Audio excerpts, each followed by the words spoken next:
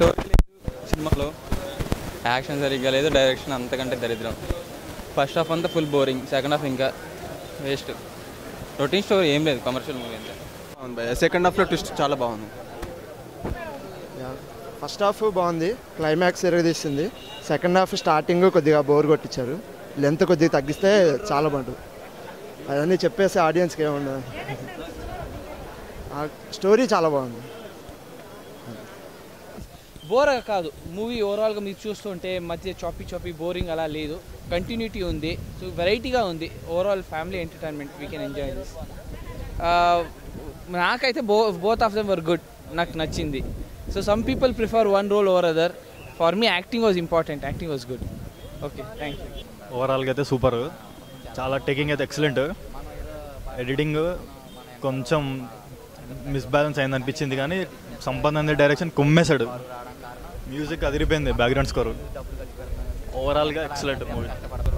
Dual రోల్లో first half అంతా excellent, second half climax ఏదో ఎక్స్పెక్ట్ చేసినాం, ఎక్స్పెక్టేషన్స్కి క్లైమాక్స్ కొంచెం డిఫరెంట్గా ఉంది చాలా. గోపిచంద్ యాక్షన్ అసలు చెప్పాల్సిన అవసరం లేదు, హాలీవుడ్ హీరో లాగా తీసిండు మొత్తం. యాక్టింగ్ మాత్రం, డైరెక్షన్ ఎక్సలెంట్, ఎడిటింగే కొంచెం. డ్యూయల్ రోల్లో నాకు బస్తీ రోల్గా చాలా బాగుంది, బస్తీ మ్యాన్గా చాలా బాగుంది. సంపత్ నరేష్ బాగా డైరెక్షన్ చేశారు. నాకు ప్రతి సీన్ చాలా బాగుంది. ఒక్క సీన్గా నిజంగా నాకు కళ్ళంటి నీరు వచ్చినాయి అన్న. ఒక ఫ్యామిలీ వీళ్ళు గురించి చెప్తారు, ఆ సీన్ నాకు కళ్ళంటి నీరు వచ్చింది. అంటే నేను అసిస్టెంట్గా చేశాను, దాని పరంగా నేను కంటదారి పెట్టి నాకు నచ్చింది. సీన్స్ నాకు తెలుసు కాబట్టి నాకు నచ్చింది.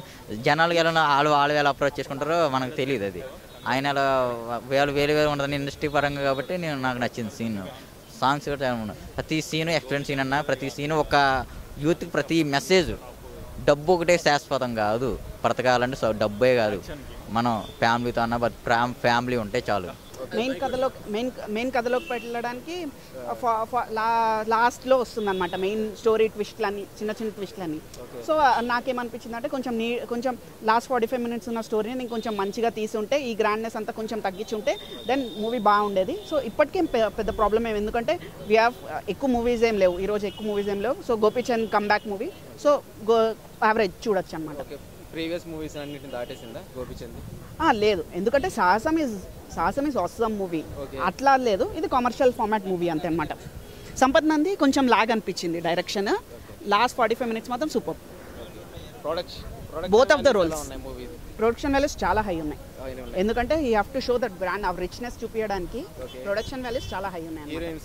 హీరోయిన్స్ క్యాథరిన్ అండ్ హన్సిక ఉన్నారు, వాళ్ళు ఓకే యావరేజ్, అంత నార్మల్, వాళ్ళదంతా పర్ఫార్మెన్స్ ఓరియంటెడ్ రోల్ ఏం లేదు. ఓకే, కామెడీ అక్కడక్కడ ఎక్స్పెక్ట్ చేయొచ్చు.